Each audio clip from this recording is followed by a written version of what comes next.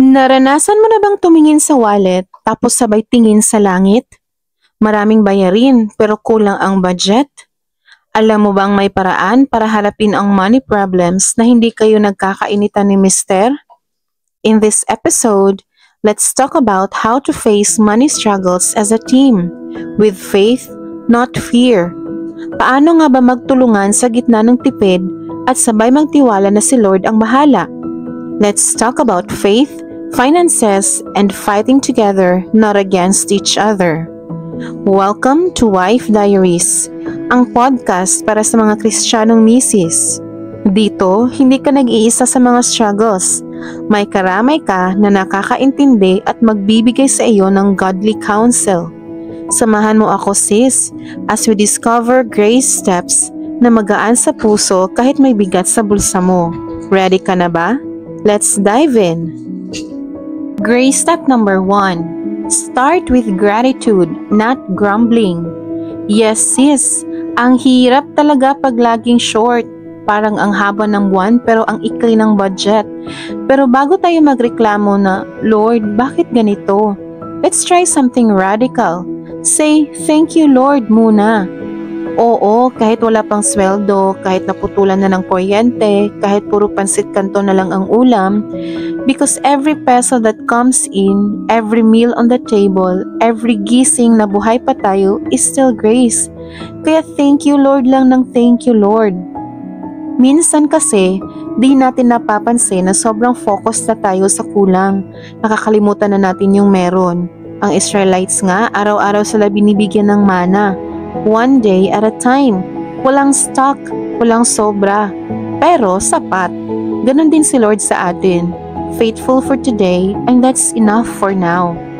Gratitude is not denial. It's declaration. Hindi mo sinasabing okay ang lahat. Sinasabi mo lang na may Diyos na tapat. Kahit hindi okay ang sitwasyon. So bago tayo mag-budget o mangutang, try mo muna tong prayer na, Lord, thank you sa itlog at tuyo. Thank you kahit hindi ito ang gusto kong buhay, alam kong kasama kita dito.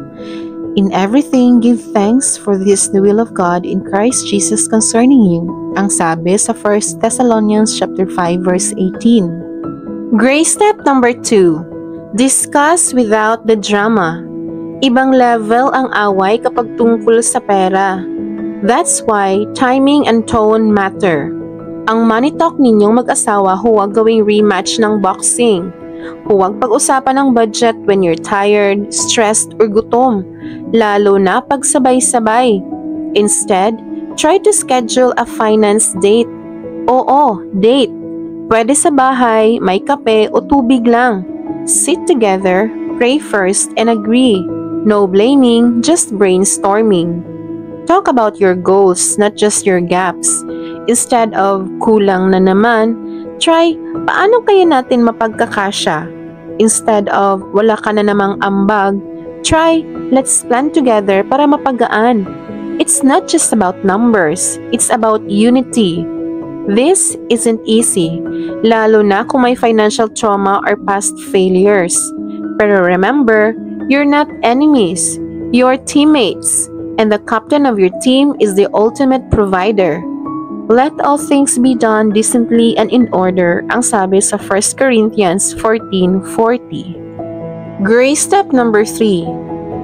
Create, not just cut. Let's be honest, cutting expenses feels like diet. Effective pero masakit. Kape sa labas, X. Shopee sa cart, goodbye. Pero sis, budgeting isn't just about saying no. It's also about finding God's yes. Yes to creativity.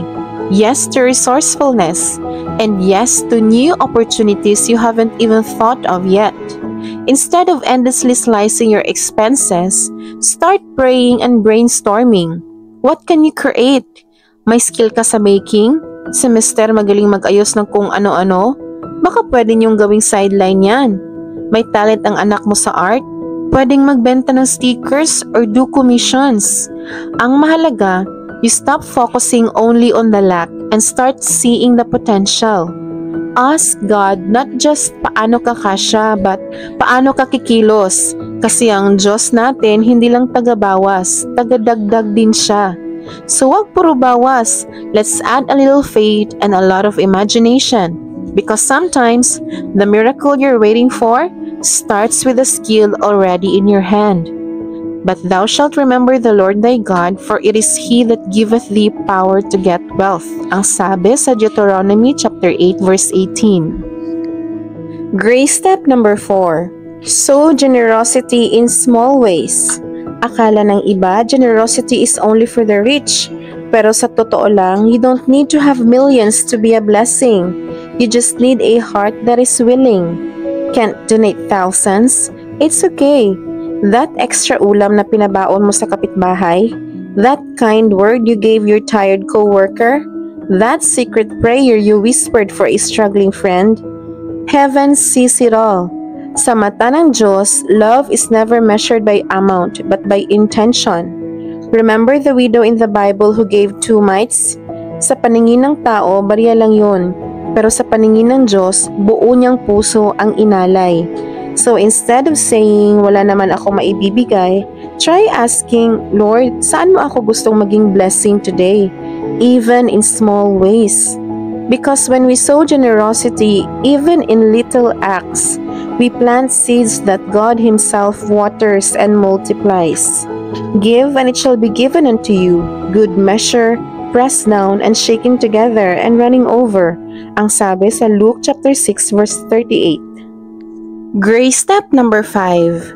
Humble yourself to ask for help. Let's be honest. Minsan, mas madali pa ang magpabingo kaysa magsabi ng kulang kami. But pride, it can keep us stuck longer than the struggle itself. God never designed us to carry everything alone. Remember, even Moses needed Aaron. Even Jesus had Simon of Cyrene to help carry the cross. So what makes us think we have to act like Superwoman? Humbling yourself to ask for help isn't a sign of weakness. It's a sign of wisdom. Maybe it's your family, maybe your church, maybe that friend who always says, let me know if you need anything, and this time, you actually will. Because sometimes, God's provision doesn't fall from the sky. It knocks on your door wearing chanelas and bringing tinola. You don't lose anything when you ask, but you might just gain a miracle. Bear one another's burdens and so fulfill the law of Christ, ang sabi sa Galatians chapter 6 verse 2. Sis, samahan mo ako sa panalangin na ito. Lord God, salamat po sa iyong walang sawang biyaya sa mga panahon ng kakulangan at pagsubok. Tulungan mo po kaming maging mapagpasalamat at magtiwala sa iyo. Gabayan mo po kami sa bawat desisyon at bigyan ng wisdom sa kung paano haharapin ang aming mga financial challenges. Turuan mo po kami na maging mapagbigay kahit sa maliliit na bagay. Salamat din po sa mga taong ipinadala mo para magbigay ng tulong at suporta. Patuloy po kaming magtitiwala sa iyo, Panginoon. In Jesus' name we pray. Amen. Sis, kung ikaw ay na-blessed sa episode na ito, don't forget to like, comment, and subscribe. I-share mo din itong video sa kakilala mong dumadaan sa ganitong season. At may gusto ka bang pag-usapan natin sa susunod na episode? You can comment it down below. Or kung ikaw ay medyo nasa shy, you may send me an email na ilalagay ko sa description. This is Wife Diaries, ang trusted and sacred space nating mga Kristiyanong misis. Always remember, may pag-asa, may proseso, at may grasya si Lord sa bawat struggle mo. See you next episode. Stay loving and stay faithful. God bless you.